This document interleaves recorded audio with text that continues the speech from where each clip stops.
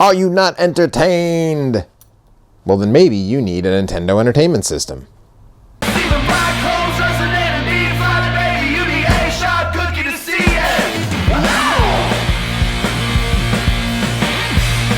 Here's 5 reasons.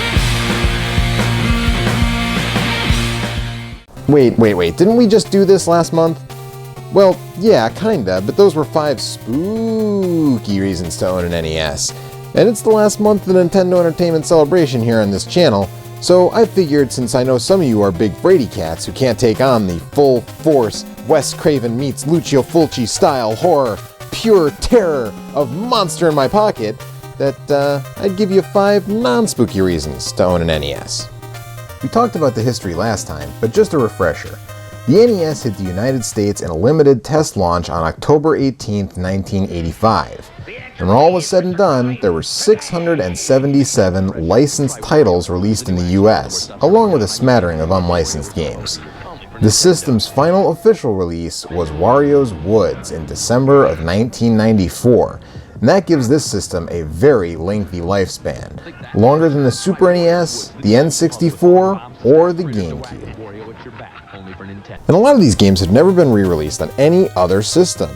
Nintendo's done a fair job with the Virtual Console, especially when it comes to first-party stuff, but there's still a ton of games that are exclusive to the original gray box.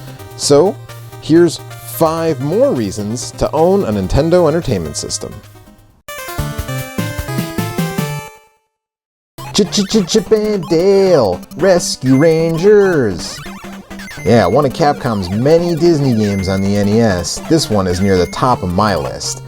Maybe not as good as DuckTales, but it's definitely up there. This game provides solid 2-player action, a great soundtrack, and colorful graphics reminiscent of the source material. It also uses the scale of the characters to inform fun and interesting level designs.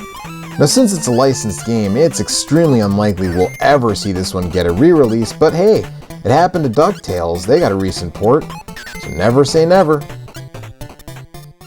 A lot of Capcom's non-licensed titles have come out on other platforms, but the licensed ones, the Disney games in particular, remain great reasons to keep your original hardware.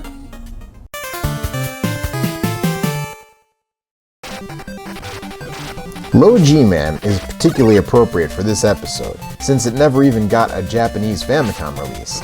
Developed by Kid in Japan, but published in the US only by Taxon, Naxxit Soft's US branch, this game puts you in the shoes of the titular low-gravity man on a quest to save the Earth from an alien invasion. You can jump very high, of course, being a man of low gravity, but your attacks are also unique. By default, Low G-Man has a freeze gun and a big harpoon, so you can freeze enemies, then stand on them or jump up to them and stab. Certain enemies will drop other weapons, all of which can be powered up along with your freeze gun, and some enemies even ride in vehicles that you can steal from them. This is a rarely mentioned action gem on the NES, and Kid was a solid second-tier developer, responsible for things like the NES G.I. Joe games and the PC Engine Super CD port of Double Dragon 2: The Revenge.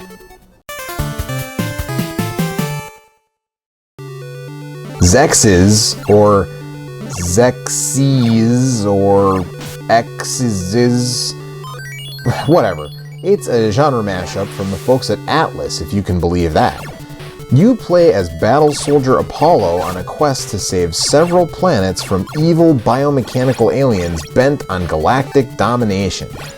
The game has side-scrolling platforming sections with light RPG elements, fortresses that are also side-scrolling but feature minor exploratory elements, and straight-up scrolling shooter sections.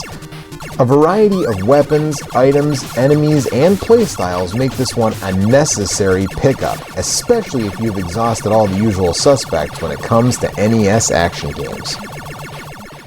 All of the elements here are well done, making this an extremely solid outing from the minds at Atlas.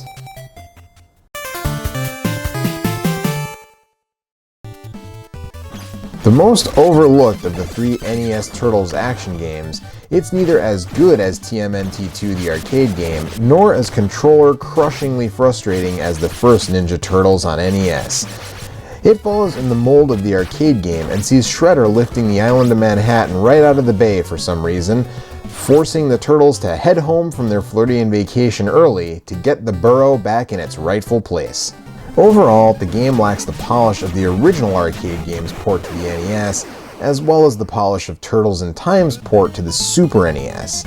You can tell Konami's B team was on this one, having come out after the SNES, but Konami's B team was often better than other developers' A teams, so the game is alright. It's not great, but it's a solid beat-em up on a system that is sadly lacking in solid beat-em ups. As with Chip and Dale, the license here seems to indicate that this is, well, unlikely to ever be re-released. Couple that with the fact that, well, it's kind of a footnote in the TMNT game history, and it's all but guaranteed to never have a re-release. But if you're into playing with turtle power, you have got to check this one out.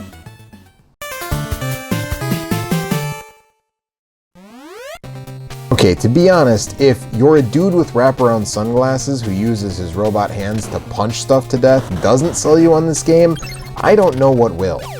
Seriously, this game is oozing 80s action movie aesthetics along with brilliant gameplay, gorgeous graphics, interesting bosses, and a cool robot buddy power-up system.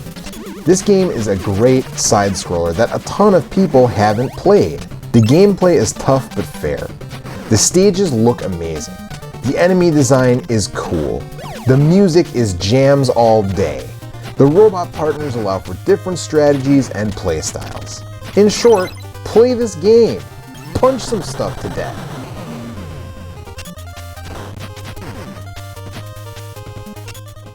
Shatterhand hit in 1991, around the time that the SNES hit, and, well, that means that it's a lesser known title, but it deserves to be better known. If Castlevania and Ninja Gaiden are your jam, then I guarantee that Shatterhand is in your wheelhouse. And, well, that does it. Another 5 reasons that stand as great testimonials to why the NES 30th birthday is worth celebrating.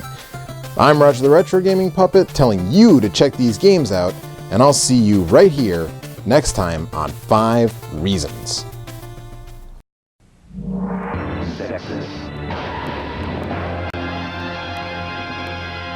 Bizarre alien life forms are out to destroy Earth, and you're the Star Warrior who takes them on. Thexder, with adventure, maze, and shooting stages, all in one video game.